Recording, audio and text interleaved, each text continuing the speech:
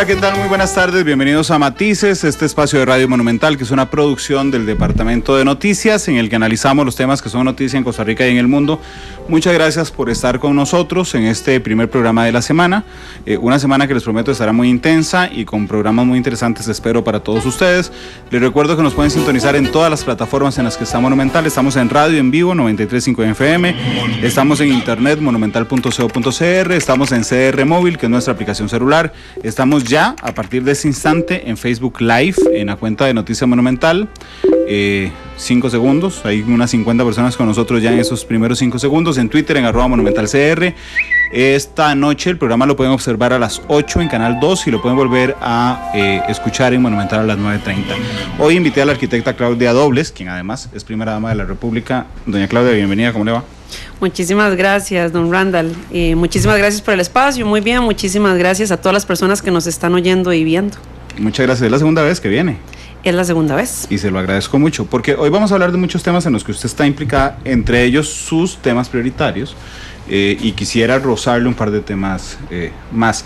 En términos generales quisiera hablar del tren eléctrico y del tema de los carros, pero un solo gran tema que es descarbonización. Quisiera hablarle un momentico de municipalidades y quisiera hablarle un momentico de mujer. Claro. Y permítame arrancar por un tema que no es su competencia, pero que yo realmente quisiera aprovecharlo con usted. El tema de la mujer, yo la presenté y la presenté la vez anterior también como arquitecta Claudia Dobles, porque a mí realmente me molesta que el parentesco robe, digamos, la identidad de una persona. Pero realmente estamos viviendo en Costa Rica un proceso de violencia muy fuerte. Muy fuerte. Y muy preocupante, que no se logra detener prácticamente, y quisiera que me contara su opinión desde la oficina de la primera dama, doña Claudia. Bueno, nosotros, yo te puedo decir lo que yo pienso. Yo pienso que en efecto el tema de violencia de género y la violencia doméstica, que está muy relacionada con la violencia de género, en este momento yo casi que lo podría decir que es una crisis. Sé que doña Patricia Mora y en el INAMU se están moviendo muy fuerte. Creo que lo que necesitamos es cada vez generar como más conciencia de que este es un problema que nos compete a todos como sociedad. Yo podría aquí argumentar que tiene muchos orígenes. Ciertamente yo no soy experta en temas de género, pero creo que lamentablemente tenemos que hacer un muy buen trabajo llevándole a toda nuestra población oportunidades, sentimiento de participación, sentimiento de inclusión, oportunidades. Cuando uno empieza a sentir que se está quedando rezagado, creo que lamentablemente mucha de esa frustración se traduce en las poblaciones más vulnerables, dentro de las poblaciones vulnerables. Entonces, en una población vulnerable, los más vulnerables de los vulnerables siempre son las mujeres y los niños, los adultos mayores. Entonces creo que habrá muchos orígenes, muchas raíces. Creo que vos puedes tener personas que saben muchísimo más que yo de esto. Creo que hay un tema de educación, creo que hay un tema de que nosotros como sociedad necesitamos entender que esto es un problema de todos. Creo que hay un tema también de mucha frustración que lamentablemente se traduce en violencia. Así que lo tenemos como que abordar desde diferentes aristas y desde diferentes campos, llevando educación, llevando oportunidades, generando conciencia entre las mismas comunidades de que esto debería ser inaceptable. Muchas veces conocemos de alguna situación y nos quedamos callados. Ahí hay una cuota, por más pequeña o grande, de responsabilidad. Así que hay mucho que se puede hacer, pero definitivamente condenarlo bajo toda circunstancia. La violencia en general no debería ser aceptada, no deberíamos normalizarla. Y creo que a veces entramos en peligro de empezar a ver ciertas actitudes y ciertas acciones como si fueran normales y no lo son. Hablando de normalizarla, vamos a ver, debe ser muy difícil ser mujer. Muchas gracias. Debe ser muy difícil ser mujer. Debe ser muy difícil ser mujer pobre. Debe ser muy difícil ser mujer pobre y de área rural. Claro. Pero, gracias, Chilita. Pero ninguna mujer se escapa a esas dificultades, y yo supongo que en Claudia Dobles algunas mujeres que nos están escuchando, si no muchas, la ven como un ejemplo a seguir. Y yo quería preguntarle con toda confianza, doña Claudia, si usted en algún momento, aún siendo una profesional independiente, estudiada de área urbana, ha sentido desde ese punto de vista lo difícil que es ser mujer? Pues yo creo que ahí, ya de entrada, la condición en la sociedad de la mujer ya tiene unos números de la rifa. Ya, exacto, ya uno entra con ciertas condiciones que no necesariamente son las más favorables. Por supuesto, es que aquí ninguna mujer se escapa. Yo sí tengo que decir que yo me considero una mujer privilegiada, porque yo soy una mujer que tuvo acceso a la educación, que tuve acceso a una buena oportunidad laboral, y en esas oportunidades laborales pues fui subiendo, y eso me hace una mujer privilegiada. Y yo me entiendo que esa no es la circunstancia de muchísimas mujeres en Costa Rica, y a eso es lo que tenemos que atacar. Pues sí, ¿qué te puedo decir? Yo, toda mi etapa, por ejemplo, de estudiante, que yo caminaba toda la avenida central, una mujer no se escapa de que le griten cosas, de que a veces a uno siente como que una mano pasó por ahí. Eso es violencia. Yo creo que pocas mujeres se han salvado de una cosa de esas. Me atrevería a decir que probablemente ninguna en mayor o en menor medida. Dentro de mi profesión, digamos, de mi ejercicio laboral, procuré hasta donde pude siempre mantener yo una política más bien completamente de inclusión. Curiosamente, cuando yo trabajaba en el sector privado, yo lo decía, y me ha pasado y lo he trasladado sin querer en la función pública. Un día de estos teníamos una reunión de trabajo y son mayoritariamente mujeres las personas que usualmente colaboran conmigo. De verdad que yo no lo he hecho de manera consciente, sino porque son perfiles profesionales muy buenos, es gente muy buena, muy empunchada, muy trabajadora, y usualmente me termino rodeando de mujeres muy talentosas y muy buenas.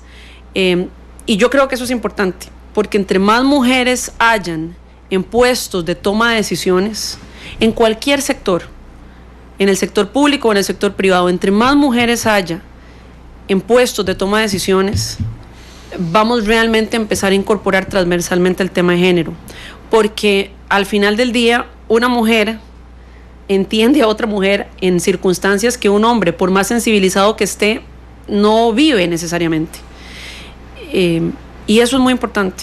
Entonces yo te diría que sí, tenemos obviamente una condición, obviamente algunas con muchísimas más limitaciones que otras, pero que es muy importante, primero que estemos conscientes de que eso es así, y de que estemos conscientes de la importancia de empezar a eliminar esa brecha, de incorporar cada vez más mujeres en el sector productivo, cada vez más mujeres ojalá en sectores de liderazgo.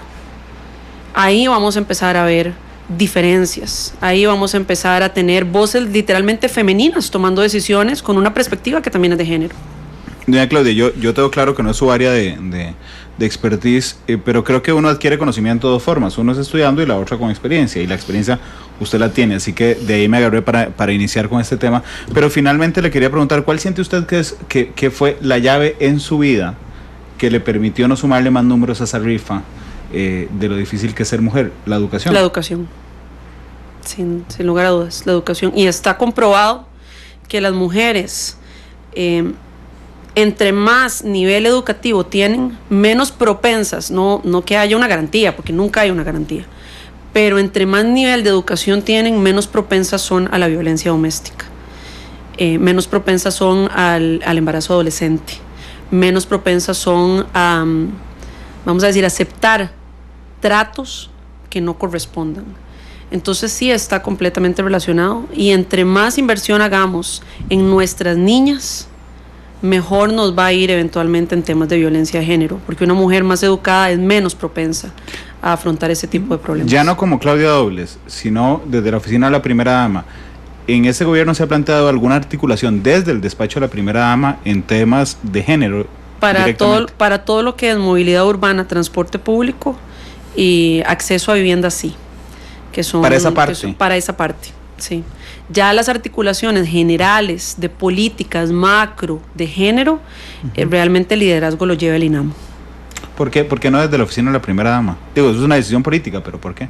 Porque realmente, como yo te decía desde un principio, yo no soy la persona ni más formada, ni más competente en el buen sentido de la palabra profesional para llevar ese tema. Hay mujeres que han dedicado su vida a estudiar esto, a entender cuáles son las mejores estrategias, cuál es la mejor manera de incorporarlas, cuál es la red que tenés que empezar a crear para empezar a hacer cambios. Y esas mujeres han dedicado su vida a eso, conocen muchísimo más que yo de estos temas, creo que agregan mucho más valor que yo en esos temas. Y yo creo que también parte del empoderamiento de la mujer pasa porque no por el hecho de que yo sea mujer tengo que abordar un liderazgo en temas de género. Mi formación es otra. El tema de género es transversal, tanto así que cuando uno se pone a revisar transporte público, el bueno o malo transporte público afecta directamente a las mujeres. Y ahí hay un tema de género del cual con yo muchísimo gusto puedo hablar.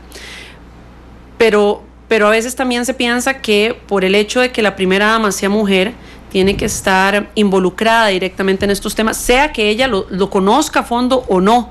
En mi caso, yo no lo conozco a fondo, conozco otros temas en donde yo pienso que puedo agregar más valor, aportar desde mi trinchera, eso sí, eso es algo importante, desde las cosas que nosotros estamos llevando hay un enfoque también de género, pero las políticas, las grandes políticas de género, hay mujeres muy valiosas en este gabinete que tienen una voz potente en ese sentido y que son las que realmente están llevando ese liderazgo. Voy a permitirme decirle que superó la trampa de esta parte de la entrevista, porque efectivamente era una contradicción que solo el hecho de porque la primera dama sea mujer, entonces tenga que encargarse de los temas de género, porque de manera oculta es reproducir el elemento de que tiene que ser una mujer la que se encargue de temas de género. En este caso es Patricia Mora, la ministra de la Mujer, pero digamos, hay una tendencia histórica política de que oficina de la primera dama, niños y mujer.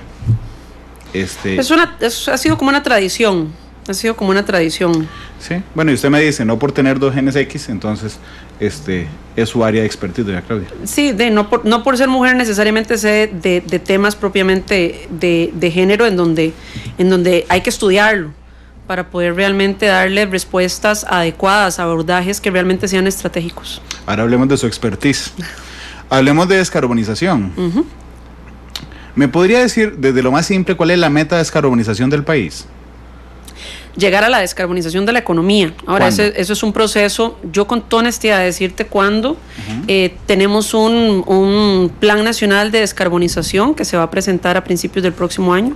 Si mal no me equivoco, tiene un horizonte como estrategia, ojo que no como proceso, porque es un proceso que no va a terminar. O sea, la descarbonización incluirá nuevas tecnologías que van a ir evolucionando, pero el horizonte que tiene ese plan, si no estoy mal, con toda honestidad, creo que eso hay que confirmarlo con el señor ministro de Ambiente y Energía, creo que tiene un horizonte al 2050, pero es un proceso.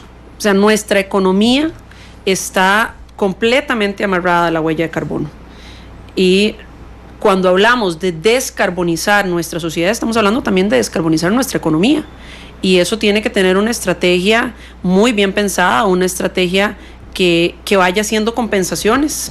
¿Eso qué significa? Si nuestra huella de carbono genera impuestos, que a su vez le generan recursos al Estado, pues en el momento en que yo empiezo a reducir esto, de alguna manera tengo que subir del otro lado las acciones descarbonizadas, por así decirlo, que me empiecen también a generar recursos. Tiene que haber una compensación porque si no hay un problema de financiamiento. Entonces no es fácil, es un proceso, pero lo importante es saber que vamos hacia allá, no solo Costa Rica, el mundo va hacia allá. Y lo mejor que podemos hacer es planearlo para que en este proceso podamos realmente tener las estrategias de compensación adecuadas, no solamente a nivel económico, sino a nivel social, para poder afrontarlo. Pero esa es una realidad, queramos nosotros ser de los rezagados o queramos ser de punta de lanza. Yo creo que Costa Rica tiene que ser de punta de lanza, pero esa es la realidad hacia donde el mundo va y necesitamos estar preparados para eso, pero va a ser un proceso. Hace algunas semanas estuvo aquí el ministro de Ambiente, justamente don Carlos Manuel Rodríguez, y le hice la misma pregunta que le voy a hacer a usted. Nos quitamos de la mente ya el proceso de carbono en neutralidad 2021. Vamos a ver, yo creo que ya tenemos en este momento un horizonte que ya no habla necesariamente de carbono neutralidad. En su momento, y eso es parte de lo que ocurre con los procesos son así. Uno tiene un objetivo y ese objetivo se cierra y arranca otro objetivo, con otro contexto, con otra tecnología, con otra información. Y yo creo que nosotros ya la visión, el horizonte que tiene Costa Rica ya tiene que superar lo que fue en su momento la carbono neutralidad, que compensó y que yo creo que tuvo éxito en su momento. ¿Le parece? Yo creo que sí, yo creo que pues hubo políticas importantes e interesantes de compensación en donde... Es que lo que me dijo el ministro de Ambiente es, Randall, eso es una meta popular inmedible, que la ojalá carbono neutralidad en el 2021, eso es inmedible, era una meta que sonaba muy bonito porque pegaba con el año de la independencia, y entonces quitémonos eso de la mente y vamos hasta el 2050. Yo creo que el ministro estaba hablando de la fecha límite. ¿Sí? Yo lo que pienso es que como política en su momento tuvo un sentido. Yo creo que ya para este momento, para la realidad en la que vivimos, para las tecnologías que existen, ya tenemos que dejar de pensar en la carbono neutralidad y dirigirnos hacia la descarbonización, que son conceptos distintos. La carbono neutralidad lo que hace es que se emiten huella de carbono, pero se compensa. La descarbonización es realmente no emitir, ir a una economía que ya tenga realmente una reducción hasta llegar a cero de sus emisiones de su huella de carbono. Son dos conceptos diferentes. Y sí, Costa Rica ya tiene que ir a la descarbonización. A veces surgimos de una falacia en los últimos años cuando decimos, hey, resulta que somos exitosos en temas ambientales porque producimos casi el 100%, si no el 100% en algunas ocasiones, de la electricidad por fuentes renovables. No limpias necesariamente, renovables, pero se nos olvida que la otra mitad enorme de la matriz energética es el transporte, y ahí debemos un montón. Es como llegar al doctor como llegar al doctor y diga, vea, usted de la cintura para arriba está súper bien y de la cintura para abajo está súper mal, y que uno llegue a la casa y decir, estoy súper feliz, la mitad de mi cuerpo está súper bien. Eso es lo que hemos estado haciendo los últimos años. Es que yo sí creo que, vamos a ver, yo y lo he dicho porque yo lo creo, nosotros tenemos dos Costa Ricas y dos realidades. La Costa Rica de protección a nuestra biodiversidad, la Costa Rica de los parques nacionales, la Costa Rica verde, la Costa Rica que vendemos al extranjero como la Costa Rica sostenible, amigable con el medio ambiente, en donde sí se han hecho cosas muy bien, y hemos hecho cosas muy bien. Realmente la cantidad de territorio que nosotros tenemos protegido, la biodiversidad que tiene Costa Rica, siendo un territorio proporcionalmente con otros países pequeñito, es maravilloso, y ahí hemos hecho muy buen trabajo. Por el otro lado, existe la Costa Rica urbana, la Costa Rica de nuestras ciudades, y no me refiero solamente al gran área metropolitana, sino a nuestras ciudades, desde las más pequeñitas, las emergentes, las intermedias, hasta las que para nosotros son nuestras ciudades grandes, en donde hemos hecho muy mal trabajo. Y cuando hablamos de cambio climático, realmente las ciudades, si queremos hablar de un impacto positivo, tienen que ser tomadas en cuenta, porque la ciudad como tal, que es donde la mayor parte de la población se concentra, es uno, la que consume mayores recursos, y dos, la que genera mayores huellas de carbono. Y dentro de la ciudad, nuestra gran nota roja es el tema de nuestra huella de carbono en transportes, tanto público como privado, al final transportes. Y justamente nuestro Plan Nacional de Descarbonización tiene un gran enfoque en cómo vamos a empezar a generar acciones específicas y estrategias específicas para empezar a reducir esa huella de carbono en el transporte público, que nos genera un montón de problemas, no solamente a nivel de salud, o sea, ya quitemos que es grave, ¿verdad? O sea, la huella de carbono que existe ahí. No vayamos, por ejemplo, a los problemas sociales que nuestro congestionamiento vial representa, nuestros problemas de competitividad. ¿Qué significa para Costa Rica la competitividad que perdemos por nuestros problemas de congestionamiento vial? ¿Qué significa para las familias y para su economía el problema vial que tenemos? Y me refiero a sus familias y a su economía porque al final del día el tiempo también es dinero. Para una madre, jefa de hogar, tener que trasladarse 3 horas, 2 horas y media pegada en una presa le significa dinero. Dinero y tiempo que no está con sus hijos, dinero y tiempo que no está con su familia. Entonces hay un componente ahí importantísimo que más allá de la huella de carbono tenemos que resolver. Entonces sí, creo que no hemos hecho un buen trabajo ahí, creo que tenemos que volcarnos, tenemos que seguir con nuestra política verde, de nuestras áreas protegidas, de nuestra diversidad, de nuestro ecoturismo, de nuestro desarrollo sostenible en ese sentido. Pero sí, tenemos que volver a ver a nuestras ciudades y empezar a planearlas como tiene que ser y empezar a entender cómo el transporte público tiene un impacto significativo en muchos aspectos. Antes de meternos al plan de descarbonización, ¿usted siente que la imagen que generamos hacia el exterior a veces está un poco exagerada? Yo creo que Costa Rica ha hecho las cosas muy bien en varios de los criterios de sostenibilidad. Y yo sí creo que nosotros tenemos que salir a decirlo, y ha habido un compromiso histórico de parte de Costa Rica y un entendimiento de que parte de nuestra economía también proviene de que tengamos un criterio de sostenibilidad como sociedad. Pero sí, o sea, hay otra parte que es esta otra Costa Rica de la que estamos hablando, en donde tenemos notas rojas y es muy evidente, y ahí muchos otros países nos han superado, y nos han superado con creces. Esta no la sacamos en la foto. O sea, vamos a ver, cuando nos tomamos una foto para mostrársela al resto del planeta, no a nosotros mismos, no nos tomamos un selfie, sino una foto, usamos Photoshop para eliminar las partes que tenemos nota roja. ¿No le parece a veces que hacemos eso? Digo, es lo más lógico que lo hagamos, pero lo hacemos. Sí, obviamente es estratégico que lo hagamos porque todos los países tienen sus debilidades, pero en efecto hay una realidad ahí que no es lo que mostramos al mundo, porque no es nuestra fortaleza, pero que nosotros necesitamos empezar a darle una respuesta, y sí necesitamos empezar a verlo. Y yo creo que la población está exigiendo que lo veamos, porque las situaciones en las que somos sometidos todos los días, a nivel de tiempo invertido en congestionamiento vial, es insalubre para la salud mental, de nuevo, para nuestra sanidad económica y hasta para la física. O sea, realmente, por ejemplo, un día de estos me estaban comentando que una de las zonas que tiene mayores emisiones de gases efecto invernadero es justamente el tramo que está enfrente del Hospital Nacional de Niños. Uh-huh. Hay un componente ahí de nuestra seguridad social, de las cargas que eso representan en enfermedades respiratorias, que nos cuesta dinero. No solo nos cuesta dinero, sino que nos cobra vidas. Entonces es algo que definitivamente tenemos que ver. Creo que ya hemos pasado demasiado tiempo sin querer verlo, porque es un problema complejo, no es fácil. Realmente, o sea, ¿cómo transformamos nuestra ciudad con todos los sectores trabajando ahí adentro, con todas las complejidades que eso tiene, con todos los intereses que hay? No es fácil, es difícil, es una tarea compleja. Pero creo que la hemos ignorado ya demasiado tiempo. Sí, este es un estudio de la Universidad Nacional, ese que usted cita, del Hospital Nacional de Niños, porque es el tramo justamente entre el hospital y el Parque Braulio Carrillo, que conocemos popularmente como La Merced. Esa es la zona más contaminada de San José.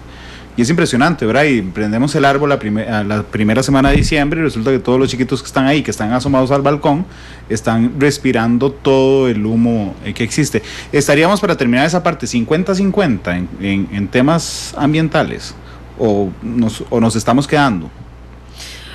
Yo creo que más allá de una nota, el tema, digamos, de cambio climático son acciones que se tienen que ver de una manera integrada. Y yo sí rescataría que el Plan Nacional de Descarbonización eso es lo que hace. Hemos hecho acciones específicas, pero ya si realmente queremos tener esa nota, si queremos estar eximidos, uh-huh, necesitamos empezar a verlo en su integralidad, que es en su complejidad.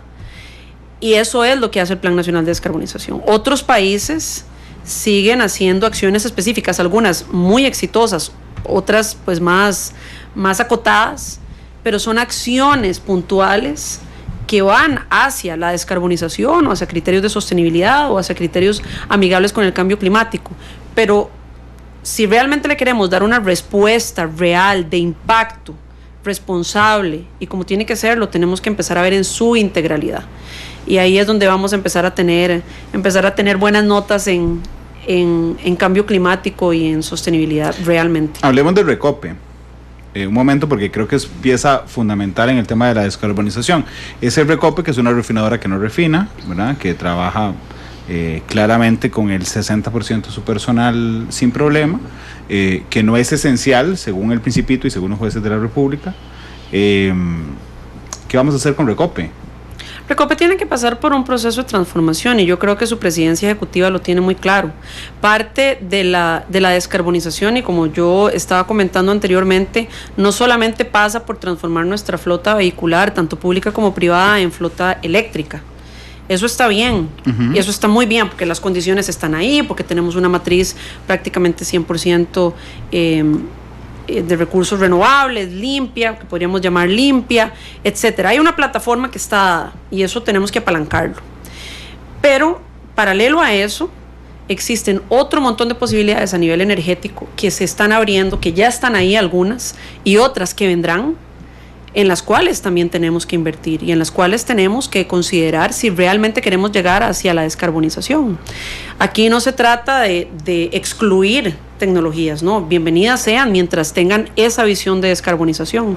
Entonces yo creo que Recope puede ser un facilitador de un proceso hacia la descarbonización, en donde realmente empecemos a incorporar qué va a suceder, por ejemplo, con la biomasa, qué va a suceder con el hidrógeno. Pero ni siquiera lo puede investigar. Ese es el vehículo Recope, doña Claudia. Digo, tiene algunos. Es que se tiene que transformar. Claro, pero la transformación es legal.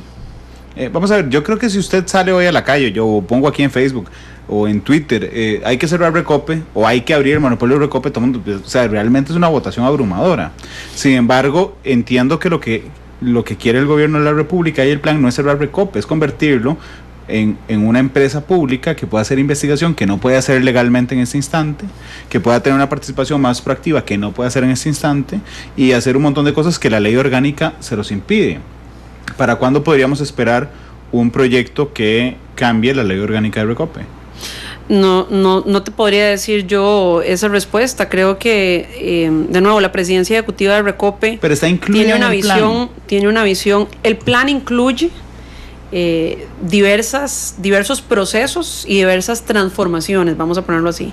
Pero el liderazgo específico de cuál va a ser la estructuración de Recope y cuál es su horizonte en esta administración y en las que vendrán, le corresponde a la presidencia ejecutiva. Y yo creo que la presidencia ejecutiva de Recope está muy alineada a la visión de descarbonización, sabe de los retos que tenemos por delante, sabe que Recope tiene que cambiar su estrategia, tiene que cambiar su identidad en ese sentido, porque sí, Recope es el símbolo justamente de lo que ya queremos dejar atrás, que son los combustibles fósiles, y tiene que empezar a incorporarse hacia las tecnologías y hacia las energías limpias. Doña Claudia, yo no pretendo, por supuesto, que la primera dama sepa todos los detalles de la administración, pero siendo quien lidera el tema de descarbonización, inclusive ligado, digamos, con el Ministerio de Ambiente, que queda muy claro. El que lidera el Plan Nacional de Descarbonización es el Ministro de Ambiente y Energía. Nosotros, dentro del Plan Nacional de Descarbonización, hay dos grandes huellas. Una de ellas es el transporte público y todo lo que es nuestra flota vehicular y la huella de carbono que genera ese sector, y ahí nosotros estamos teniendo un rol de coordinación con el resto de los entes, de las instituciones y de los sectores para que eso sea una realidad. En el de Recope no. En toda la parte energética, el liderazgo lo está llevando tanto el Ministerio de Ambiente y Energía como las instituciones que le competen. Y usted no sabe, más allá de que no sepa la fecha, no sabe si hay algún proyecto que incluya la transformación de Recope. Proyecto de ley en este momento no te sabría decir. Yo, con toda honestidad, proyecto de ley como tal no. Una visión país hacia la descarbonización y una visión que comparte todo el gabinete, eso sí existe. Hablemos de la directriz y los decretos que se firmaron la semana pasada, que yo tuve la oportunidad de entrevistarlo unos minutos en el noticiero, porque es parte, digamos, de ese Plan Nacional de Descarbonización. ¿Qué instituciones están incluidas? Porque leí Hacienda, leí MINAE. El MOP. Ajá. Pues ese fue el equipo de trabajo que generó los decretos, no necesariamente las que están incluidas están todas. Por así decirlo, incluida está la institucionalidad. Pero algunas de carambola. No, o sea, la mesa de trabajo que articuló los decretos fue esa. Estuvo Hacienda, estuvo el Ministerio de Obras Públicas y Transportes, estuvo el MINAE. Y nosotros, pues, articulando la mesa de trabajo. Ese fue el equipo que generó los decretos. Pero los decretos no son para esa institucionalidad, realmente los decretos son para toda la institucionalidad, sobre todo el que está diciendo que tenemos que darle prioridad en el momento en que estemos cambiando flotilla vehicular a generar un plan para revisar cuáles son los perfiles de los carros y empezar a darle prioridad a los carros eléctricos en la medida de las posibilidades de cada institución. Esa le compete a toda la institucionalidad. Generar un plan de movilidad es para toda la institucionalidad. Pero estas que vos estabas mencionando, MINAE, MOP y Hacienda, fue el equipo de trabajo que generaron los decretos. Okay. Son, digamos, como cosas distintas. Hablemos de uno, del primero, del incentivo para vehículos eléctricos usados. Yo tengo, esta pregunta me arriesgo a que parezca muy burda, pero ¿por qué usados? ¿Por qué dice usados el decreto? No hay preguntas burdas. No, pareciera que a veces hay preguntas burdas. Yo tengo un par de... Las preguntas son válidas. Doña Claudia, yo tengo un par de ejemplos, no importa. Las preguntas son válidas. ¿Por qué? Te voy a explicar. La ley de incentivos, que pasó a principios de este año, es una ley que está enfocada en vehículos nuevos.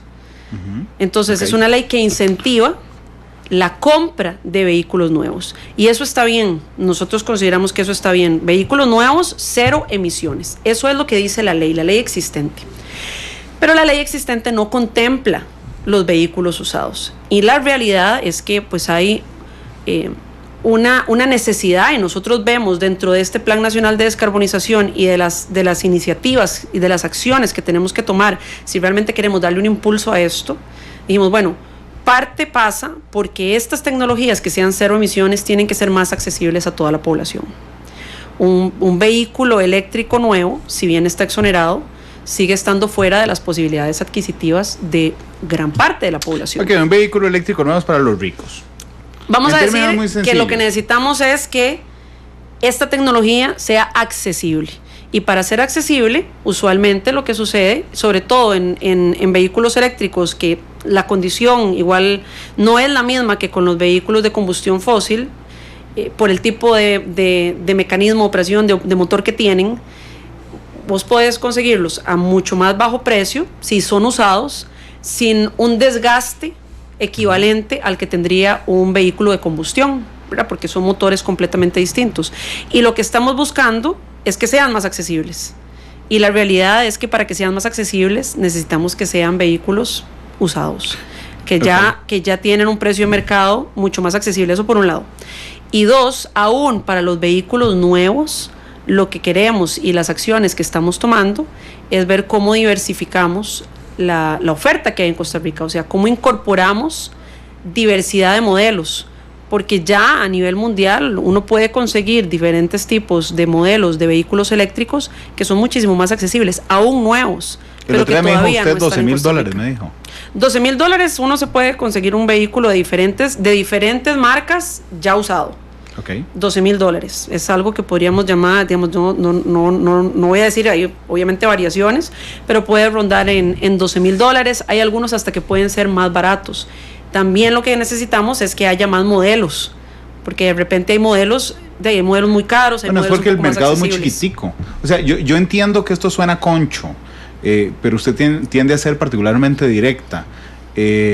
Así es que efectivamente los vehículos eléctricos nuevos tienen un target, digamos, de clase alta, indudablemente, no es sencillo. Por sus costos. Sí, por el costo. Ustedes lo que hicieron fue decir, bueno, intentemos, no vamos a cambiar la masa vehicular de Costa Rica si la clase media no tiene acceso a estas tecnologías. Esa es la lógica detrás de la decisión. Sí, claro, hacerlos más accesibles. Y en el momento en que se hacen más accesibles, entonces vamos a poder tener un mayor impacto y un mayor impulso. Estamos clarísimos que Costa Rica como volumen de mercado no es tan atractivo. Por eso, el otro decreto que le dice a toda la institucionalidad pública, hagamos un mapeo de toda la flota vehicular que hay que cambiar y de cómo podríamos priorizar dentro de la medida de lo posible que ese cambio de flotilla sea eléctrica, genera masa crítica. Y en el momento en que empezamos a generar masa crítica, inmediatamente, de ahí hay más oferta, inmediatamente los precios bajan. Aquí lo que queremos es que esta tecnología sea accesible, porque si no es accesible no vamos a tener impacto. Eso es lo que busca. Ahora, este decreto que exonera los vehículos usados es acotado y es responsable. Son vehículos que no excedan los 5 años de uso. O sea, tampoco es que vamos a meter vehículos de 10, 15, 20 años de uso. Primero, en eléctricos no existen, pero queremos acotarlo porque justamente es una tecnología que cambia rápidamente y no queremos que se nos llene el país de tecnología obsoleta o de vehículos muy antiguos. Esa no es la idea. La idea es hacerlo accesible. Entonces 5 años es una buena medida para que bajen sus precios de mercado, pero para que siga teniendo relevancia tecnológica. Y justamente porque lo que queremos es que sean vehículos accesibles y llevarlos a un nivel muchísimo más amplio a nivel de accesibilidad económica para la población, pusimos un tope de que no pasen de $30,000. Algunas personas tal vez se han confundido de que son $30,000. No, ese es el tope. La idea es que los vehículos cuesten menos que eso. La idea es que tengamos realmente una diversidad de oferta en donde haya vehículos de diferentes precios accesibles a los que yo pueda tener acceso. Realmente. ¿Es cierto que las baterías duran 10 años? Yo no sé nada de carros eléctricos. Lo que pasa es que la tecnología de las baterías está cambiando muy rápidamente. Las baterías pueden durar más, antes duraban menos. Y también decirle a la gente que algunas personas a veces piensan que hay un tema con que la batería cada X cantidad de tiempo se tiene que botar. No, la batería, lo que se le tiene que cambiar, a veces cuando se daña, lo que se le tiene que cambiar son las celdas. No es que se desecha la batería completa. Entonces eso es importante decirlo, son las celdas. Nosotros a su vez hemos tenido conversaciones con el INA, por ejemplo, porque es importante que paralelo a que se hacen estos esfuerzos de traer más vehículos eléctricos, también tengamos personal capacitado en este tipo de motores para dar una respuesta muchísimo más expedita y para que la gente tenga más seguridad de que no es que el vehículo se me dañó y que nadie sabe cómo reparar una celda y que tengo que cambiar toda la batería, sino que haya también personal capacitado para que empiece a dar estos servicios de un motor y de un sistema de carro que es completamente distinto. Los de los híbridos le brincaron inmediatamente, no pasó una hora desde que usted hacía el anuncio cuando hubo mucha gente brincando por los híbridos. Antes de hablar de los híbridos, ¿por qué cree que le brincaron por los híbridos? Yo creo que tal vez hay un error de parte nuestra, tal vez no fuimos lo suficientemente claros. Aquí el problema no es la tecnología híbrida. Nosotros estamos completamente a favor de la tecnología híbrida mientras sea 0 emisiones. Entonces tal vez decir que hay un problema con los híbridos es una equivocación. No tenemos ningún problema con los vehículos híbridos. Lo que queremos es que sea tecnología 0 emisiones. Puede ser tecnología solo eléctrica o puede ser tecnología híbrida. De hecho, tuve la oportunidad, me presentaron un modelo nuevo de una casa automotriz, que no voy a decir el nombre para no darle publicidad de entrada, pero sí sé que eso está sucediendo. No importa, pero puede anunciarse en Matices si necesita. Esa casa automotriz podría anunciarse en Matices si lo quiere. Que ellos ya lo que están trabajando, por ejemplo, son en híbridos que son eléctricos con hidrógeno. Okay. Eso es un vehículo híbrido. Entonces realmente nosotros no tenemos ningún problema con los vehículos híbridos, son bienvenidos porque todas las tecnologías son bienvenidas. Aquí no queremos excluir una tecnología, mientras esa tecnología sea una tecnología 0 emisiones, que es la que se alinea con nuestra visión de descarbonización. Las primeras versiones, si me lo permite, de los híbridos, que son carros que combinan dos tecnologías, en ese caso era eléctrico y combustión. ¿Verdad? Generan menos contaminación que un vehículo completamente de combustión, pero seguían generando combustión. Claro, pero en su momento tenía sentido. Sí, porque era lo mejor. En su momento tenía sentido porque era lo mejor de lo que había. O sea, si yo tenía un vehículo completamente de combustión y salió una tecnología híbrida que me permitía bajar los niveles de generación de emisiones, pues eso era completamente bienvenido. Entonces, digamos, aquí no hay una... No quisiera que esto se entienda como que esas tecnologías estaban mal o estuvieron mal. No, esas tecnologías estaban muy bien. Pero tenían particularidades, doña Claudia, si me Pero digamos que ya las superamos. Exactamente igual que lo que hablábamos de la carbono neutralidad o la descarbonización. Ya eso ya se superó. Ya las compañías automotrices no están apostando por eso, ya están apostando por otras tecnologías. Claro, pero entonces ya tenemos que nosotros también adaptarnos a eso. A lo que le decía que tenía particularidades es que los carros híbridos, esos que generaban combustión y electricidad, por cuestiones de mercado se convirtieron accesibles simplemente a los más ricos de los costarricenses.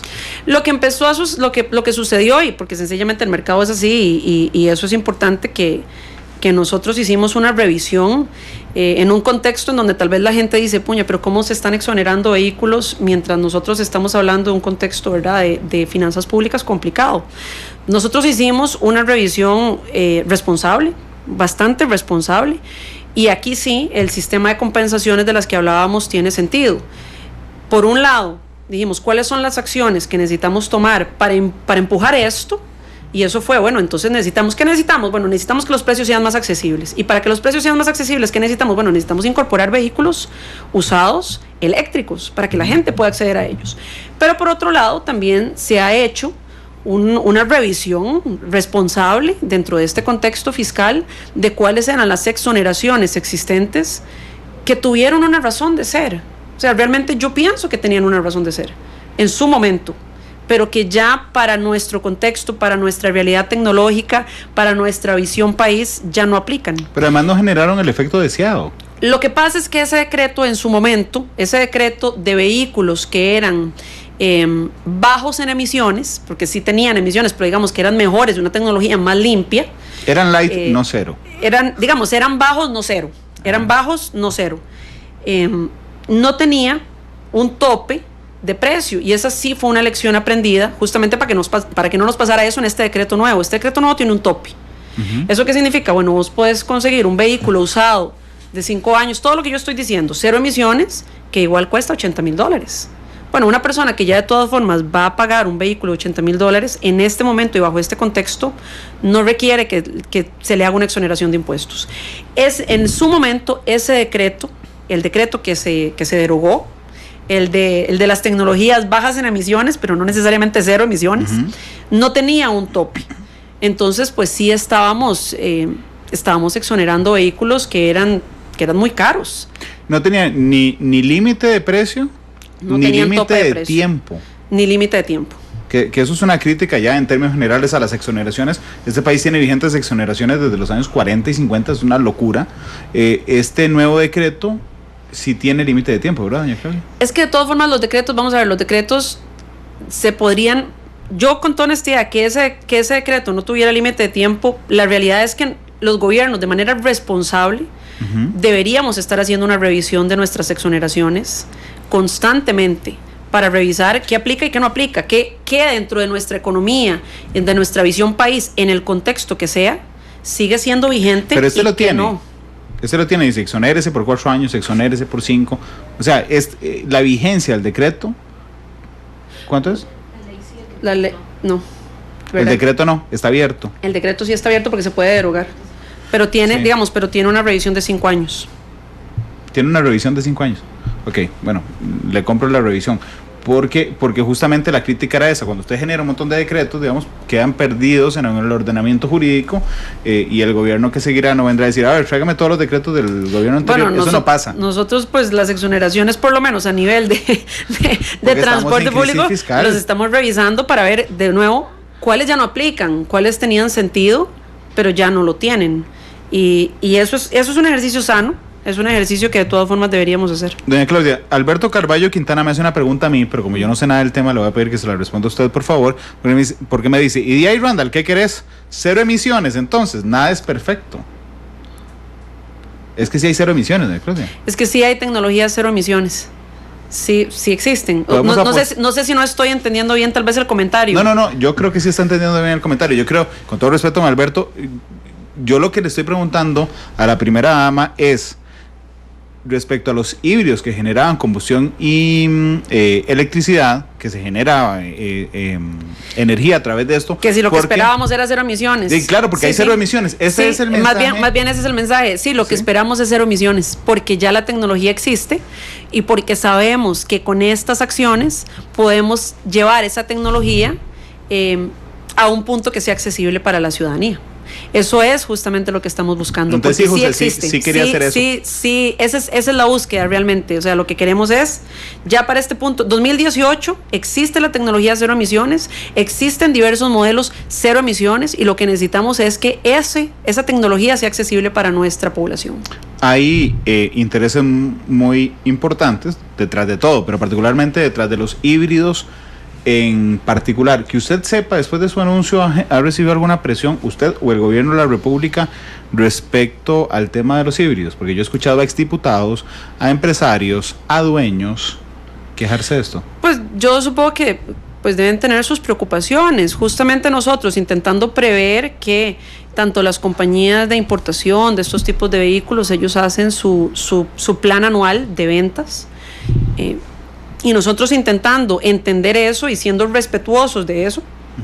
Ese decreto en específico, el que deroga la exoneración que tenían las tecnologías híbridas, que no son cero emisiones, pensamos en que tenga un plazo de 12 meses para que ellos puedan completar sus proyecciones anuales. Entonces no es que de entrada van a tener un problema con las importaciones que ya estaban proyectadas, sino que hay un plazo de 12 meses para que uno pueda terminar su proyección y ya la siguiente proyección contemplar que hay un cambio, donde ya esos vehículos no van a estar exonerados. ¿Esta presión podría venir de que hay marcas que no tienen eléctricos, solo híbridos?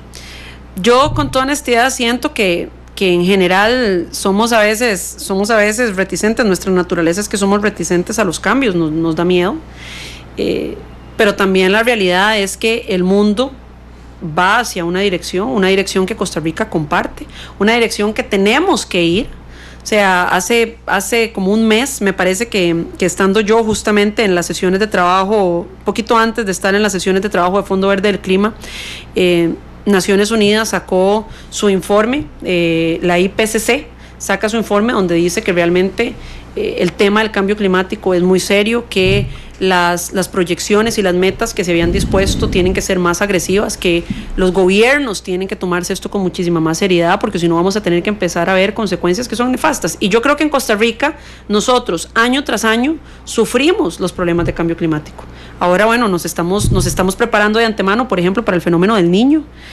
Pero esos fenómenos, tanto el niño como la niña, como los problemas de los huracanes que vemos a cada rato, los problemas de las inundaciones, de estas lluvias torrenciales, de estas sequías, también forman parte de los problemas de cambio climático y necesitamos tomarlo con seriedad.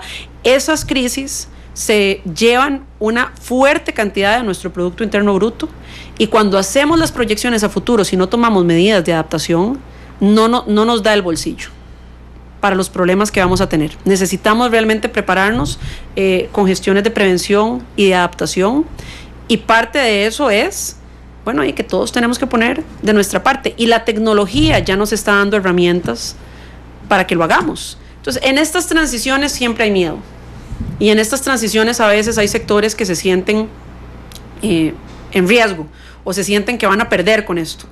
Nosotros pensamos que es todo lo contrario. Nosotros le quisiéramos decir a todos los sectores que nosotros creemos que esto es un ganar-ganar para todo el mundo, y el sector privado está invitado a unirse a esto y a generar estrategia con nosotros. ¿Y se ha unido? Muchos se han unido, sí, claro, muchos se han unido, y yo pienso que muchos más se unirán, porque realmente cuando hay una estrategia clara, yo puedo llegar y unirme y sumar y entender cómo yo puedo aportar y cómo yo puedo generar una estrategia dentro de mi compañía para que esto sea un beneficio para mí también. Nosotros creemos firmemente que el sector privado tiene que ser cada vez más fuerte y más pujante, completamente. El sector privado es importantísimo en esto, es importantísimo para la reactivación económica, es importantísimo para la generación de empleo, y nosotros sí creemos que en esta situación hay un ganar-ganar para todos, y yo estoy segura de que el sector privado lo puede ver. Muchos se han sumado, muchos más se sumarán, porque en este sentido yo creo que ellos también pueden ganar. Hay muchas casas automotrices que han apostado por diferentes tecnologías. Algunas han apostado directamente por el hidrógeno. Yo creo que el hidrógeno tiene grandes posibilidades, tiene grandes beneficios, no va a estar excluida. Los vehículos eléctricos que hay ahora son vehículos de tecnología de punta, donde queremos que cada vez haya más. Así que yo creo que el abanico está abierto, la mesa está ahí, y lo que nosotros queremos es que la gente se nos sume, que nos dé ideas, que nos aporte. Nosotros estamos con completa disposición de tener estrategias colaborativas con los diferentes sectores. En eso lo creemos, lo hemos dicho desde el principio, esto no lo sacamos nosotros solos. Así que yo creo que esto más bien puede ser una situación donde todo el mundo gana. Doña Claudia, ¿usted qué prefiere, lo tajante o el avance por consensos, digamos? Yo creo que en algunas cosas hay que ser tajante y en otras tiene que ser consenso. O sea, una no excluye a la otra. En esto, es que estaba pensando en la historia de Costa Rica, y realmente los grandes saltos los damos de manera tajante. O Sí, la guerra del 48 es una de las muestras, pero digamos, muestras más inmediatas, la factura electrónica, el 1 de noviembre todo el mundo tenía que tenerla, hoy hay 100,000 costarricenses haciendo fila en Hacienda porque no quisieron, pero bueno, eso es una muestra. El salto que demos respecto a tecnologías, ¿no le parece que estamos siendo extremadamente un avance con muchos consensos, invitando a toda la gente que no tenga miedo, en lugar de con fuerza, digamos, decir, bueno, señores, vamos a movilizar a partir de ese instante los automóviles eléctricos porque es el futuro? Y bueno, hay sectores que pierden, siempre hay sectores que pierden. Pues yo creo que estamos haciendo las dos cosas, porque estamos tomando las acciones diciendo, hacia acá vamos, tajantes, hacia acá vamos, okay. Esto es lo que queremos hacer, esta es la visión que tiene el país, esta es la visión que tiene Costa Rica, la Costa Rica que va hacia la descarbonización, pero por el otro lado, estamos completamente abiertos a dialogar con todos los sectores para ver cómo pueden sumarse a esa estrategia, porque nosotros creemos que el potencial está ahí y creemos que todos los sectores se pueden sumar. Entonces, una cosa no excluye a la otra. Creo que estamos siendo suficientemente determinados, pero también con una actitud de inclusión de todos los sectores para que aquí todos ganemos. ¿Y Costa Rica está lista para entender estos procesos? Yo creo que cada vez más, yo creo que sí hay toda una generación que ya no solamente está lista, sino que está anuente a que si puede acceder a esto, lo va a hacer.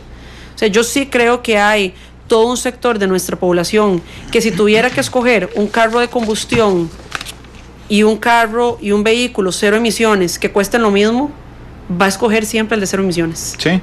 Me parece que hemos llegado a ese nivel de madurez. Yo sí creo que tenemos, vamos a ver, no estoy diciendo que el 100% de nuestra población, no. Pero estoy diciendo que sí tenemos un público que está ahí, que está anuente y que sencillamente está esperando que nosotros le demos las herramientas. Es que me acaba de aclarar que no piensa que es el 100%, pero cuando me dio el ejemplo me dijo, yo no creo que haya nadie que costando exactamente lo mismo, digamos, que todos se tiren a escoger el de cero emisiones. No, perdón. Habrá gente a la que no le importa. Habrá gente, bueno, no, que de repente no le importa, pero hay otro tema. Si a mí no me importa, si digamos yo digo, la verdad es que con toda honestidad, a mí el rollo de las cero emisiones no me importa.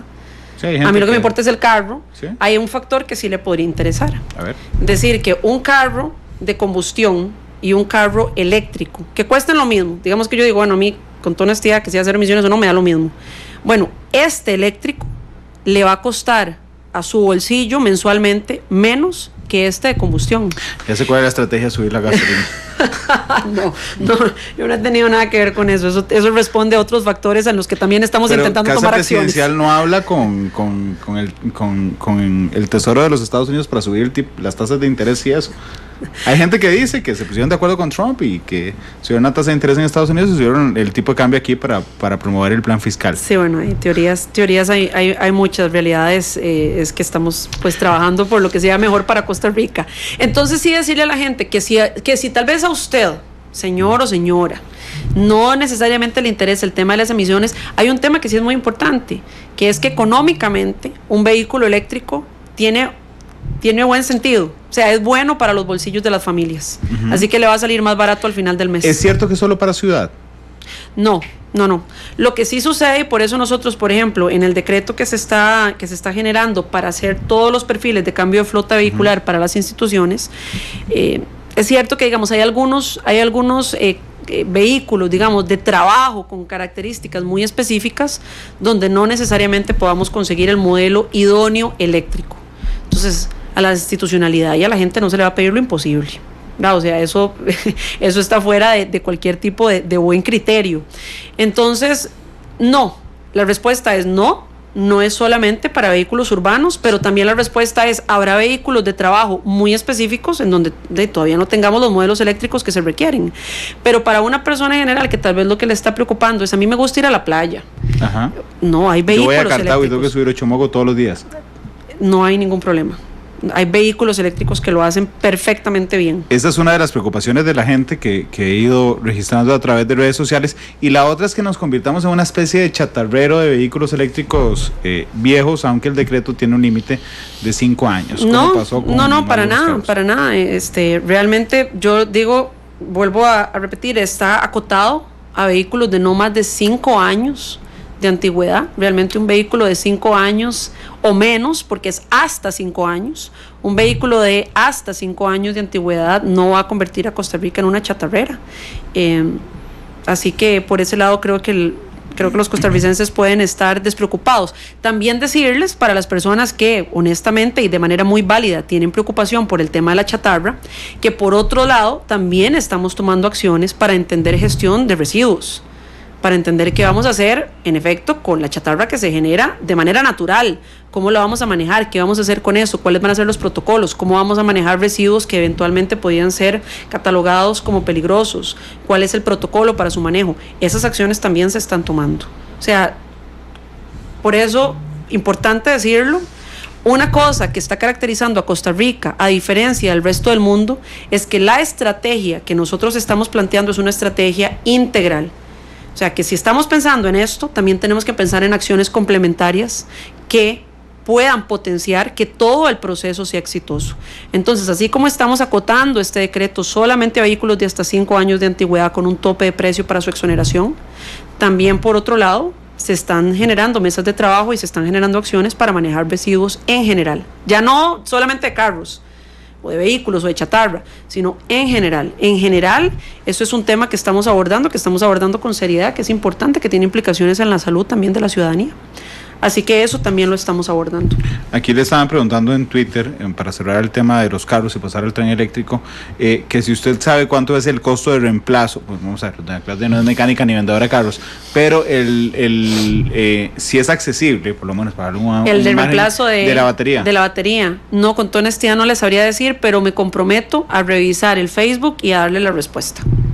Y ojo que discúlpame, doña Claudia, es que yo soy particularmente mal pensado y desde hace un rato me he dado cuenta que hay varias preguntas muy fundamentadas, pero creo que en las últimas horas se ha intentado establecer un mito respecto a los carros eléctricos, porque mamá de Luis y Sofía, se llama en Twitter, dice: yo no puedo escoger un vehículo cero emisiones porque vivo fuera de la GAM.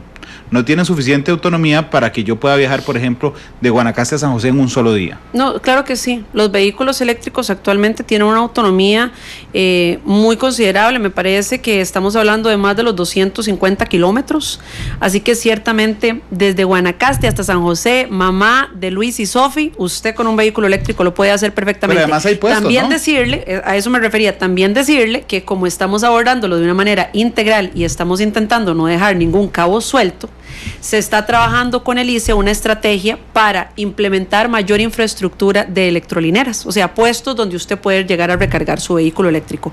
Aunque no existiera esta infraestructura en la que sí estamos trabajando, la autonomía de los vehículos eléctricos ahorita es de más de 250 kilómetros y le aseguro que va a mejorar exponencialmente cada año. Así que invierte en un vehículo eléctrico sin problemas, no se preocupe porque le va a llegar desde Guanacaste hasta San José. No, sí soy vendedora de carros eléctricos.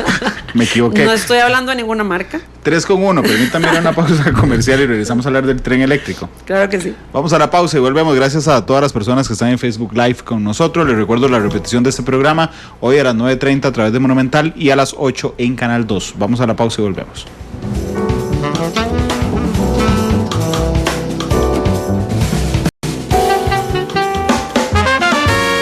Porque la realidad tiene muchos tonos, matices.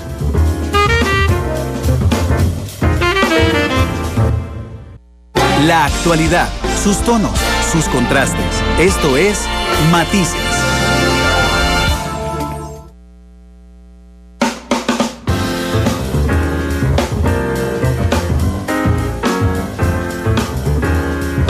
Tres de la tarde con 6 minutos. Gracias por estar con nosotros en Matices. Hoy está la primera dama con nosotros, la arquitecta Claudia Dobles. Invitados mañana. El viernes tuvimos un foro con las 3 instituciones que aplicarían la ley de extinción de dominio. Estuvo aquí la fiscal general Emilia Navas, el director del OIJ, don Walter Espinosa, y también estuvo con nosotros el director del Instituto Costarricense sobre Drogas, Guillermo Araya.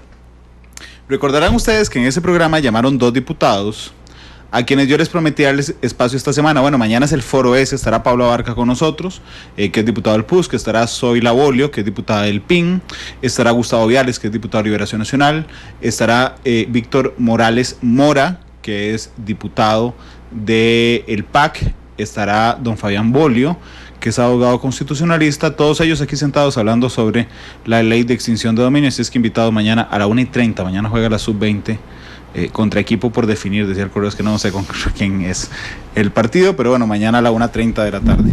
Hablemos del tren eléctrico. ¿Qué es ingeniería valor, doña Claudia? Yo leí una y otra vez el comunicado, discúlpeme. ¿Qué es ingeniería valor?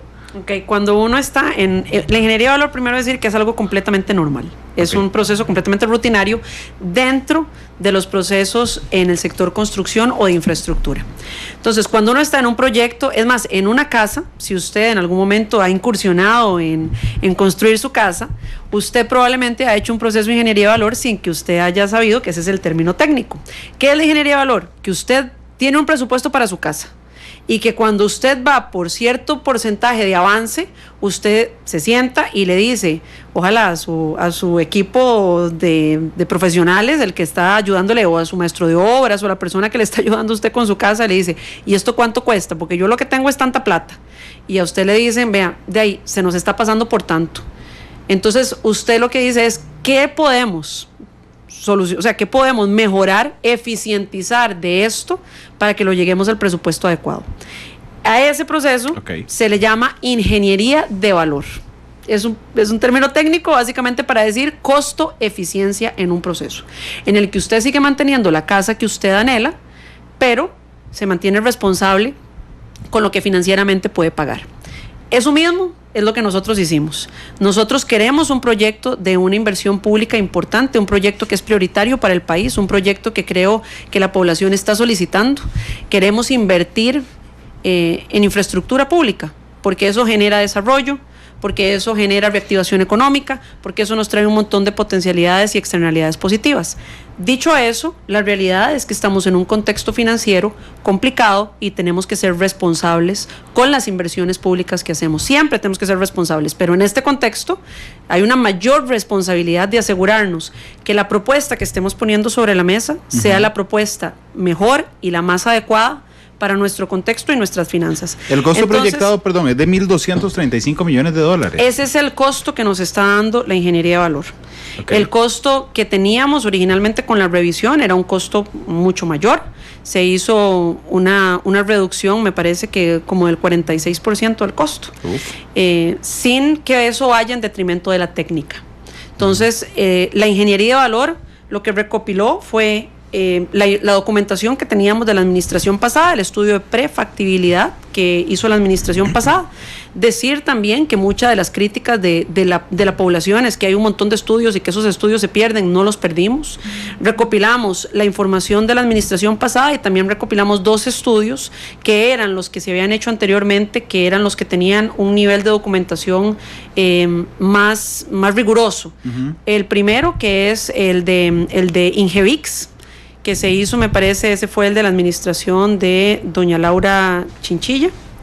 No, perdón, la administración de don Oscar Arias, y el estudio de INECO, que me parece que se hizo en la administración de doña Laura Chinchilla. Esos 2 estudios, junto con el que hizo la administración anterior, se consideraron para ver cuáles eran los puntos de convergencia, cuáles eran las ideas que estaban plasmadas ahí y cuáles eran los estudios, la documentación que estaba ahí que nos podía servir para el proceso de ingeniería de valor.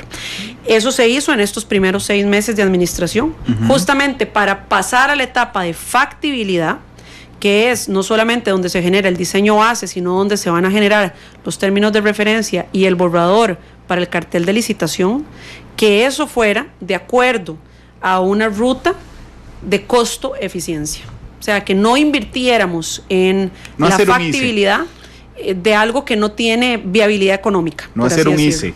Y digo no hacer un ICE, aunque suene cruel el ejemplo, es porque el ICE siempre hacía plantas que le salían el doble de lo que había proyectado. Pero si me permite poner el ejemplo con una casa, a ver si yo la entendí bien, doña Claudia. Es como si ustedes fueron a revisar, el gobierno anterior quería hacer una casa, y ustedes fueron a revisar los 2 estudios que habían hecho para tener la casa. Y resulta que ustedes dijeron, suave, pongámonos a pensar y a revisar, a ver dónde podemos hacer esa ingeniería de valor y esa eficiencia económica. Ok, sí. Es ingeniería de valor. Esa eficiencia económica. Es que me gustó el término. Suena como... Es ingeniería de valor. Sí. Usted entiende de ingeniería de valor. Y entonces revisaron y resulta que usted viene hoy y me dice, Randall, resulta que la casa que vamos a construir, la podemos construir igual que nos sirva igual, donde vivamos todos igual, pero me va a salir un 46% más barato que lo que se había proyectado. Así es. ¿Eso es lo que me está diciendo? Así es. 46%. Bueno, es que, por ejemplo, una persona Esto es una que ingeniería haya de hecho, valor altísima. es muy alta, pero por ejemplo, una persona que haya hecho una casa, siguiendo con esa metáfora, que yo creo que tal vez muchas personas se pueden sentir identificadas, saben que uno de los costos más grandes de una casa, por ejemplo, son los acabados. Sí. Ok, dicho eso, cuando usted hace una ingeniería de valor, usted no quiere que su casa tenga problemas en sus fundaciones, ni que estructuralmente se le pueda caer si hay un temblor. Esas cosas no se tocan. Entonces, eso es lo que nosotros llamamos que sin tener detrimento de la técnica, o sea, el proyecto que estamos proponiendo es un proyecto sólido técnicamente, se tiene que sostener técnicamente. Pero habían muchas cosas que uno quisiera tal vez en otras circunstancias tener, que en este caso, sin detrimento de la técnica, podíamos eficientizar para hacer un proyecto costo eficiente. ¿Me puede contar una? Una cosa que usted diga. Sí, bueno, claro. Estaba volada. Volada para el... Yo no diría volada, pero digamos donde podíamos eficientizar. El proyecto anterior contemplaba en un 99% de su recorrido una estructura en viaducto. Eso significa que la estructura no iba a nivel, sino que iba elevada. Técnicamente se requería que toda la línea fuera elevada. No, hay espacios importantes de toda esa línea que uno la puede llevar a nivel sin que eso vaya en detrimento de la técnica. Hay otros sectores en donde no se puede técnicamente. Voy a dar un ejemplo que sea como más tangible. Dentro de la operación actual del tren, del tren que tenemos el día de hoy, que es una operación modesta, hay algunos sectores por donde el tren pasa que tienen muchas intersecciones, muchos cruces con calles muy activas y que podrían generar, por ejemplo. Entonces, esas zonas, si ya queremos pasar a un esquema de trenes que vaya más rápido, que vaya cada 5 minutos, que es lo que estamos proponiendo ahora, realmente eso técnicamente nos va a generar un problema en esas intersecciones, porque el tren se va a convertir literalmente en una barrera para el tránsito vehicular que atraviesa esa intersección. En esos puntos el tren tiene que ir en viaducto, o sea, tiene que ir elevado para no impedir el tránsito vehicular de esas intersecciones. En otras áreas, como por ejemplo la línea del tren, estoy dando un ejemplo que creo que mucha gente lo va a entender, la línea del tren, hay sectores donde ya sale de San José y se va acercando a Cartago, donde no tiene tantas intersecciones. Bueno, en esas zonas puede ir completamente a nivel.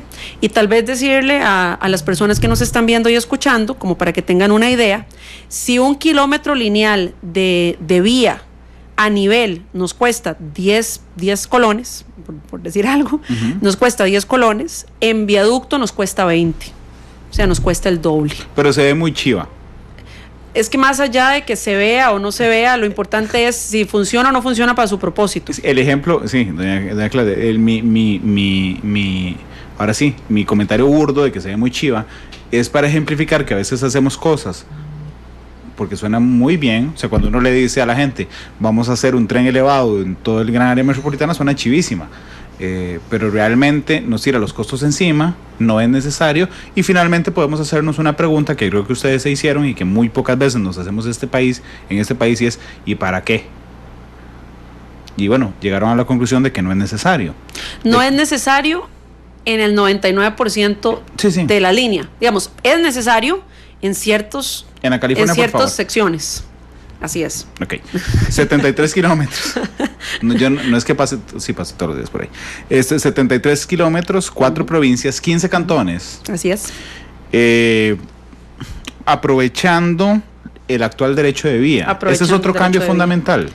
Eso es, por ejemplo, algo que lo vimos de manera reiterada en todos los estudios y en toda la documentación que teníamos. Se estudiaron varios escenarios, pero todo nos indicaba y todo nos arrojaba técnicamente y a nivel de procesos que lo más conveniente para el proceso y para el proyecto en sí es que utilizáramos el derecho de vía actual, porque eso nos elimina el tema de las expropiaciones. Entonces, expropiar ya de entrada no solamente tiene un costo económico para el gobierno, sino que tiene un costo en tiempo. Entonces, ahí perdíamos no solamente dinero de expropiación, sino costo de oportunidad a nivel de tiempo. Así que se determinó, y en eso coinciden los estudios, que lo mejor es utilizar el derecho de vía existente, y ese es el escenario con el que nos vamos para la etapa de factibilidad. Aquí alguien está diciendo que quisiera que nos explique la diferencia entre antes de ese gobierno y hoy. Alguien dice, solo multiplique por 25 el costo que dan ahora y eso es lo que va a costar el proyecto. Solo multiplique por 25 el costo que dan ahora. Es decir, es lo que va a dar el proyecto. Sí, eso es lo que va a costar el proyecto, en el sentido de que efectivamente la historia nacional es que algo cuesta algo y terminamos pagando un montón de plata más. Bueno, vamos a ver, es que tradicionalmente Costa Rica en efecto ha hecho un muy mal trabajo, hemos hecho nosotros un muy mal trabajo en toda la etapa que nosotros llamamos de preingeniería.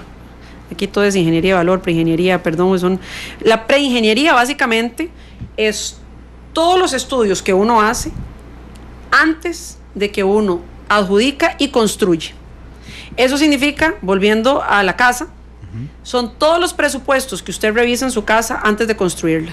Si usted no hace un buen trabajo de presupuestación, de revisión exhaustiva, lo que va a suceder es que usted va a ir construyendo su casa y llega un punto en donde se le acabó la plata, porque no hizo un buen presupuesto. Igual hay imprevistos porque siempre los hay, pero si uno hace una buena presupuestación, una buena preingeniería sólida, las posibilidades de tener extras, de tener atrasos en la etapa de construcción, que son mucho más caras, se minimizan. No es garantía. Digamos, sorpresas pueden haber siempre, pero claro, digamos lo minimizamos. Nosotros hemos hecho tradicionalmente una mala labor en esa parte de preingeniería. Entonces, lamentablemente nos hemos ido en algunos casos a una adjudicación o a un arranque de construcción con algunos vacíos en esos estudios, que cuando ya vamos arrancando la construcción o vamos construyendo, nos topamos con eso y no estamos preparados. Eso nos generan costos extras que siempre son más caros en la etapa de construcción que en la etapa de planificación, y nos generan atrasos en tiempo, y por eso es que ya estamos acostumbrados a decir, bueno, si dijimos que costaba 100 pesos, va a ser eso más 25. No debería ser así. O sea, siempre uno maneja en cualquier proyecto un contingente. Eso es algo que cualquier persona que haya estado en proyectos de infraestructura sabe que es así. Lo que no debería pasarnos es que es un porcentaje de un 25%, eso jamás nos debería suceder. Doña Claudia, yo hace 2 años quería construir la casa, pero me salía muy caro. Entonces, este año me puse a ver la casa, a pensar en la casa, y entonces dije, suave, voy a sentarme a revisar todo lo que hice. Yo dije, mira, esto no es necesario, pero la casa no se cae, esto tampoco es necesario y no se va a caer, y me salió 46% más barato de lo que había presupuestado. Ok, ya dije, bueno, este es el presupuesto que yo tengo. Ahí metí un poquito de imprevisto, gracias a su consejo. Escogí el lote, dije, aquí quiero la casa, así quiero la casa, y en este tiempo quiero la casa. ¿Qué es factibilidad? La factibilidad es ya tener un diseño base. Ok. Ya la dibujé. ¿O sí, es algo más elaborado? Es algo más elaborado, okay, que eso. O sea, el diseño final va a venir de parte de los proponentes. No, o sea, eso es importante decirlo. Pero yo necesito, para sacar a que me propongan un diseño, tener una idea de cómo quiero, yo hice un buen dibujo de la casa. Correcto. Con medidas aproximadas. Ese es el diseño base. No perfecto, pero yo dije, aquí está. Ese es el diseño base. Okay. En este momento, ese diseño base no existe. Okay. Entonces, también decirle a la gente, para ser completamente transparentes, que nosotros, de lo que existía, hicimos una ingeniería de valor, bajamos el costo, y la idea y la indicación para la etapa de factibilidad es que nos tenemos que mantener en ese costo. Pero la factibilidad nos va a dar el costo final para la concesión. Ahora, no nos puede pasar que nos vamos a disparar otra vez en 25%. Eso, en toda la etapa de factibilidad se llevan controles para ir midiendo. Pero la factibilidad es la que le va a dar a usted, con base a ese diseño base, el costo de la concesión para que usted arranque su construcción. Ok, la factibilidad también es que me digan, don Randall, vamos a ir a revisar si hay agua, porque es que resulta que, y también el impacto ambiental de mi casa. El impacto ambiental. Y también el impacto social. Es decir, usted va a poner usted va a poner su casa en un lugar en el que va a atravesar la casa, el play de los chiquillos del barrio, y no van a poder volver a entrar. Por ejemplo, la factibilidad tiene que indicar si vos tenías pensada esa casa, sí, pero ya a la hora de que yo hago perforaciones en el terreno, yo puedo llegar y decirte, hay que hacer un talud, y ese talud tiene un costo, y ese costo tal vez no estaba contemplado. Eso no estamos en la construcción, estamos en la factibilidad. Sí. Entonces uno puede empezar a generar contingencias. Okay, si ese talud cuesta tanto y no lo tenía contemplado, ¿en qué otro lado puedo eficientizar para que ese costo no se me dispare? Eso es lo que se hace en la factibilidad, para tener al final un cartel de licitación sólido que haya contemplado todos los aspectos para ahora sí adjudicar y construir. Ok. ¿Para cuándo? La etapa de factibilidad esperamos que se termine justamente en un año. Okay. A partir de agosto del próximo año vamos a estar recibiendo insumos. Ahora, el proceso de factibilidad no es un proceso que uno se lo dé a alguien y que sencillamente en agosto del próximo año nos volvemos a ver las caras. Es un proceso de acompañamiento en donde hay revisiones periódicas, en donde la institucionalidad participa. Por ejemplo, estamos contemplando que en la etapa de factibilidad haya una participación con cierta regularidad, por ejemplo, de planificación sectorial de parte del MOP, justamente para ver temas de intersecciones. Hay un acompañamiento, pero ya a partir de agosto del próximo año se empiezan a dar los entregables, por así decirlo, los insumos, y ese proceso culmina en diciembre del próximo año. Rodrigo Chacón le dice, ¿y dónde van a sacar plata, doña Claudia? Porque para la no etapa de factibilidad. Para eso y para el proyecto. Okay. Hablemos de la factibilidad primero. Le respondo las dos. Para la etapa de factibilidad se está usando una donación de $1 millón del BESIE. Decir que el BESIE siempre dona ese $1 millón a los gobiernos. Lo que nosotros estamos intentando es esta vez agarrar ese $1 millón, transparentar en qué se va a utilizar. Ese $1 millón va a pasar por todos los filtros de la institucionalidad, por la Contraloría. Es el que se usaba para pagar consultorías antes, es ese. Es completamente transparente. Tiene que haber un producto de aquí a un año que esté puesto sobre la mesa, que garantice que ese $1 millón se usó bien y que fue para eso. Y la licitación y todos los procesos próximos se harán mediante la plataforma de compra única del Estado, que es SICOP, que tiene pues todos los filtros. Entonces estamos intentando transparentar. Entonces, para la parte de factibilidad, de ahí es donde vamos a sacar el financiamiento, es una donación de parte del BESIE. Perdón que la interrumpa en eso, y yo sé que me omitió el comentario, pero es que me parece importante la transparencia y la publicitación del gasto. Ese $1 millón que siempre da el BESIE a todos los gobiernos es en el que gobiernos anteriores se utilizó en consultorías. Este gobierno decidió usarlo en el estudio de factibilidad. En la factibilidad del tren. Listo. En la factibilidad del tren. La otra parte. Lo anunciamos antes de que se haga ni siquiera el primer desembolso. Se anunció que va a estar sujeto a cualquier escrutinio de parte de la Contraloría, de la Asamblea Legislativa, de todo el mundo. Estamos transparentándolo para que la gente sepa que ese $1 millón se está utilizando para eso, que de aquí a un año va a haber un producto que es resultado de esa donación. Entonces estamos procurando ser completamente transparentes con la utilización de ese dinero. Eso para la etapa de factibilidad, de la gestión del borrador del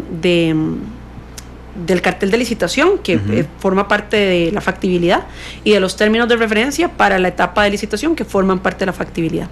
Ya para el proyecto en sí, o sea, para su construcción y su operación, este proyecto está contemplado para que sea una APP, o sea, una alianza público-privada, muy posiblemente mediante la modalidad de concesión, que es la que tiene un marco legal más estable, más sólido, más robusto. Sí, entonces sería mediante concesión, en donde del costo total de la obra habrá un porcentaje que sea puesto por parte del sector privado, o sea, el concesionario, y también hay un porcentaje que pone el Estado. Para ese porcentaje que pone el Estado, que todavía no está determinado exactamente de toda la totalidad, si estamos hablando de un 40-60, donde el Estado aporta un 40 y el privado un 60, o exactamente cuál es ese porcentaje lo determina la factibilidad, con un estudio completo financiero y un esquema de negocio completo, para asegurarnos de que este proyecto es sostenible, no para construirlo solamente, sino sostenible en el tiempo. Para el porcentaje que tiene que poner el Estado o el gobierno, ya se ha hablado con diversas multilaterales, o sea, bancos de desarrollo que usualmente tienen tasas de intereses más adecuados para que nos den financiamiento para ese porcentaje. Y hay bancos que están interesados en dar ese financiamiento. También decirle a la gente que hay todo un esfuerzo que se está haciendo para conseguir un porcentaje, al menos un buen porcentaje de esa cantidad que el Estado tiene que dar de parte de Fondo Verde del Clima. Yo estuve justamente en una sesión de trabajo con Fondo Verde del Clima hace aproximadamente como un mes o 3 semanas, ya no recuerdo bien, pero fue a principios de octubre. Es que los tiempos fueron acortados. Hace un mes. Fondo Verde del Clima, decirle a la gente qué es. Fondo Verde del Clima es como una especie de banca para el desarrollo, pero no para el desarrollo sostenible, con criterios de cambio climático. Es un organismo adjunto de Naciones Unidas, se crea como una bolsa de financiamiento para proyectos de cambio climático a partir del Acuerdo de París, y que tiene tasas de interés para financiamiento realmente muy bajos. Entonces, a ese fondo hay que concursar. Nosotros justamente en la visita que hicimos a Fondo Verde del Clima tuvimos sesiones de trabajo importantes. Vamos a tener una misión de parte de ellos que viene ya a Costa Rica, que solicitamos ya nosotros no tener que ir, sino que ellos vengan. Okay. Ellos vienen a Costa Rica para que nos sentemos. Vamos a entregar en enero un documento base para arrancar el proceso con Fondo Verde del Clima. Eso es un concurso, sí, decirle a todas las personas que nos están viendo que no hay garantía de que nos vayan a dar a nosotros el financiamiento. En el caso de que no nos lo den, vamos a estar cubiertos con los bancos de desarrollo, digamos, con las multilaterales. Pero si Fondo Verde del Clima nos da un buen porcentaje de ese financiamiento, pues vamos a tener tasas de intereses realmente muy bajas que ningún otro ente financiero nos podría dar. Así que esa es una buena posibilidad y para la cual también estamos apostando. Una apuesta que no tiene costo para Costa Rica. Digamos, realmente es un tema de sencillamente entregar documentación, la misma documentación robusta que nosotros tenemos que tener para que el proyecto sea un proyecto sólido y viable, es la misma documentación que le vamos a entregar a Fondo Verde del Clima. ¿Contra cuánta gente estamos? No sabemos, compitiendo? No sabemos, o sea, competimos contra todos los países que presenten sus proyectos. Sí sabemos que hay pocos proyectos tan ambiciosos como el nuestro. Y realmente el tren eléctrico, lo hemos dicho, es un proyecto que no es un proyecto aislado, es un proyecto que es catalizador para realmente encadenar todo un sistema de transporte público mucho más moderno y eficiente. El tren nuestro tiene una característica importante que no tienen otros proyectos eléctricos en otros países, y es que, por ejemplo, para dar un ejemplo, un proyecto de un tren eléctrico en China es un proyecto que uno podría vender como un proyecto bajo en emisiones, pero no cero emisiones. Es exactamente lo mismo de la tecnología, baja en emisiones pero no cero. ¿Qué significa eso? Bueno, que un tren eléctrico en China, su matriz eléctrica no necesariamente es limpia. Su matriz eléctrica no es de fuentes renovables, puede ser hasta de combustibles fósiles, entonces al final del día, de carbón por así decirlo, entonces, o de otras contaminantes. Entonces al final no es un tren que en todo su proceso sea cero emisiones. Costa Rica tiene una matriz eléctrica de fuentes renovables y por ende un tren eléctrico en Costa Rica sí podemos decir que es cero emisiones, y eso nos da una ventaja competitiva dentro de este tipo de concursos. ¿Cuándo sabemos si ganamos? El proceso es para que lo presentemos a principios del 2020. Así que pues estaríamos también supeditados a qué tan rápidos ellos pueden darnos la respuesta. Como el tren de todas formas va a ser por etapas, decir que el tren va a tener 3 líneas. Esas 3 líneas no necesariamente se van a arrancar construcción en paralelo. Posiblemente, como en cualquiera de los otros países, nuestro país vecino, por ejemplo Panamá, arrancó con una línea, ya está sacando la licitación para la tercera. Eso es un metro, no un tren eléctrico, pero digamos que al final los procesos son parecidos. Nosotros vamos a arrancar con una primera línea en construcción. Entonces, si Fondo Verde del Clima, si lo ganamos y no nos da tiempo para que esa plata sea desembolsada en la primera línea, de todas formas sería desembolsada en la segunda. Así que ahí no hay pérdida. Claudia, muchas gracias por venir. Con muchísimo gusto, más bien muchas gracias por el espacio. Necesito una canción que no se la pregunté en la pausa comercial, que yo siempre se la pregunto al invitado, así que quisiera saber con qué canción quiere despedir el programa. Bueno, yo tuve el placer de escaparme un ratito el sábado en la noche, fui a ver la Filarmónica. Ajá. Así que sí, me di una escapadita el sábado en la noche, fui a ver la Filarmónica, así que me voy con una canción de Luis Miguel. ¿Cuál? Miénteme. ¿Miénteme? Sí. Don Marvin. No, vos sabes que esa no, porque la gente va a decir que por lo que estamos hablando, Miénteme tal vez no es la más adecuada, no. Porque nosotros estamos siendo más bien completamente transparentes. Por favor. Entonces puede Fría ser fría como el viento. Mentira. No, una más alegre, vamos con una más alegre, digamos que Cuando calienta el sol. Bueno, Cuando calienta el sol, 19 veces se toca a Luis Miguel el pelo. Saludos a mi mamá que nos ponía a contar chiquitillos las veces que se tocaba el pelo Luis Miguel en ese video. No había Nintendo en ese instante. 3:32. Luis Miguel, Gracias. Mario, y mañana, hoy a las 7 de la noche, la tercera emisión de Noticia Monumental. Mañana, 1:30 de la tarde, el foro sobre ley de extinción de dominio, porque juega la sub-20 de Costa Rica contra los sub-20 de Honduras. Así es que, doña Claudia, muchas gracias. No, muchas gracias por el espacio, don Randall. La dejo con Luis Miguel. 3:32. Hasta luego. Feliz tarde. Gracias.